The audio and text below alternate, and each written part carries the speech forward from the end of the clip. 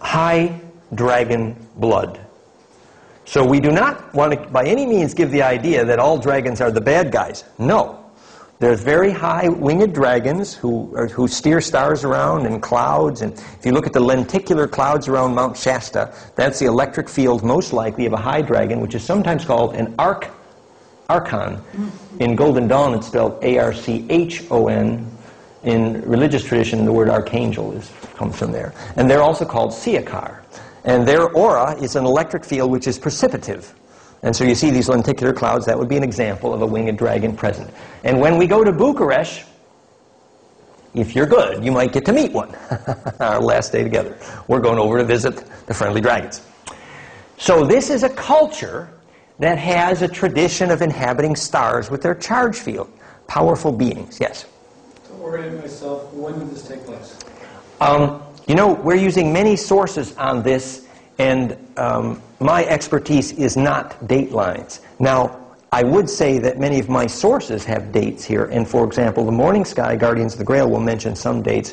When we get to the Sumerian part of the story, we might mention a few dates, but for the most part here, we're probably in the millions of years. This is a long time here, hundreds of thousands to millions of years. And we won't come up to an actual date history till very late in this story when we arrive at Sumeria, which will be down here. So I will have to say that I'm going to have to refer to sources on some of those questions. But the book that's closest to having information about this part of the story is, again, Robert Morningsky's Hopi book, Guardians of the Grail, in which he talks about this, the origin of what he calls the Asa Uru. And if you even say it pronounced properly, you have power. The Asa Uru. Do you know who that is? You can feel it in your blood when you say it. Yeah. Can you feel that in your blood? Yes. Well, Asa means queen of, or female queen. Yes, queen of. And Uru means queen of the high dragons. Yeah. Uru. High dragons. Yeah. And so this is, remember yesterday we said this is where our word dinosaur, din asuru, and azores and asurus, and Ebru. This is the story. And this culture, for a large part of the recent history, was female-dominated.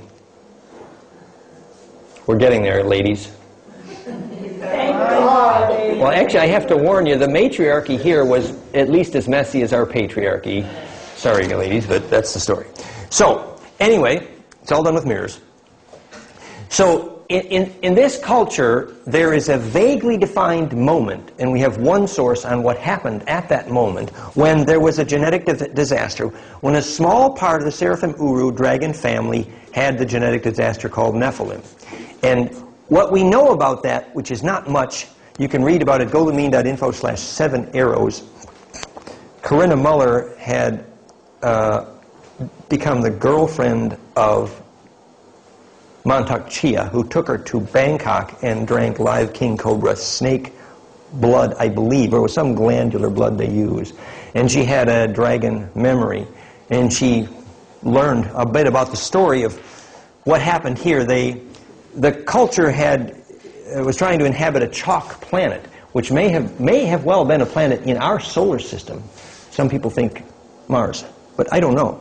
At any rate, and there was a nuclear mess, and they lost. And that was the beginning of the time when, if you see the Dracos now, many of them have two hearts. We have the reports from Dulce and Montauk, Phil Schneider, if you know that story, where the Dracos there, who were very telepathic, had two hearts, one on each shoulder. And that split of the heart is very indicative, unfortunately, of a problem. And so that split of hearts was probably correlated to their genetic disaster, Nephilim. And we know Nephilim means fallen one, and now we think we know a lot more about what it means in terms of the DNA having fallen specifically in its ability to implode. And that is the core subject of this story, is what causes DNA to lose ability to charge and implode, and how do you fix it? That's why we're telling this story, to give a little colorful flavor. So, at that time then, previous to this, the queens here, the dominant queens, who were highly telepathic, were conveying memory with a skull touch called Baphomet. And this is described in, I guess, Reverend Mothers in Dune, and later became the Baphomet ritual as Templars. And when a Reverend Mother, or Hive Queen, or Asa Uru, wanted to convey 100 generations of memory, there would be a ritual and a touch of the skulls, and there would be a spark, and hundreds of generations of memory would inhabit the new queen, who would go into a swoon, a faint experience, and she'd wake up with literally the memory of, another 100 generations or something. Well, that ability to do that was lost at a particular time.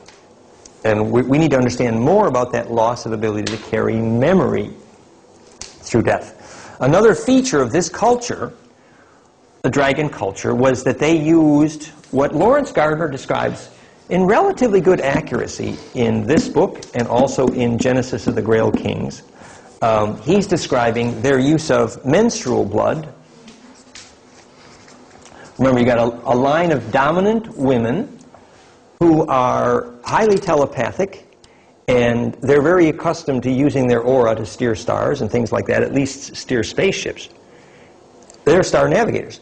And the way they trigger the best of the DNA psychokinesis into their babies, exactly like we would with royal jelly in a beehive, they would use the menstrual blood, particularly the menstrual blood of trained Vestal virgins who very notably had access to bliss. When a Vestal virgin has access to bliss, her menstrual blood will have a high content of melatonin and serotonin. And again, Lawrence Gardner does this story pretty well. Lawrence Gardner tells all the good sides of the dragon culture and forgets the bad sides. And David Icke tells all the bad sides and forgets the good sides. So you read a little both and you get the flavor, and and they're both, very sincere people, I think. Anyway, and David Icke is getting very spiritual. So the melatonin-serotonin component of the menstrual blood was called, or the menstrual blood itself was called starfire. And another name for it was called oil of Messeh, M-E-S-S-E-H, which transliterated means crocodile juice or reptilian blood. And crocodile juice was used in the Egyptian rituals for that reason. I thought it was the fat was the crocodile. Thank you. It's also translated the oil of or the fat of. Thank you. You're right. So the starfire or the menstrual blood was called oil of Messeh, and that was the origin of our word Messiah. So a Messiah was one who got fed psychokinetic menstrual blood as a baby, just like royal jelly makes royal blood in a beehive, where royal here is definable as the one who has charged radiant blood. And we'll later relate to the concept of blue blood. So now this culture is using this to create children, the limited few children of the royal lines who have DNA that can be gravity-making and bend stars and steer starcraft and do the stuff that makes good money. However, at a certain point, they lost this ability. Suddenly, the Vestal virgins didn't have access to bliss. Suddenly, their menstrual blood isn't working anymore. Suddenly, their DNA has a genetic disaster, and they have all these terrible symptoms. They can't take memory through death and stop star navigating, and they stop making money. And so, what do?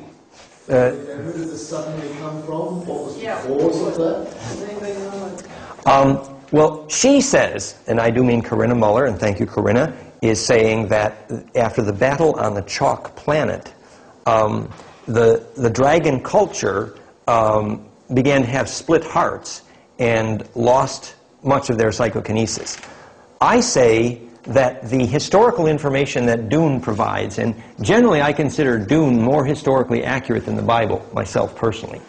But the historical information that Dune provides and we get from elsewhere has two other suggestions. One is that the mechanical life support systems, mechanical life support. So here's a culture that's studying how not to die. And they evolved very sophisticated technologies to prevent death. We described one of them yesterday. The Garden of Eden was a series of capacitors to prevent dying. Actually, at that time, it was just mining equipment they issued to their miners, Because if you get to a planet whose air is not fractal, you will start aging catastrophically. In the Anunnaki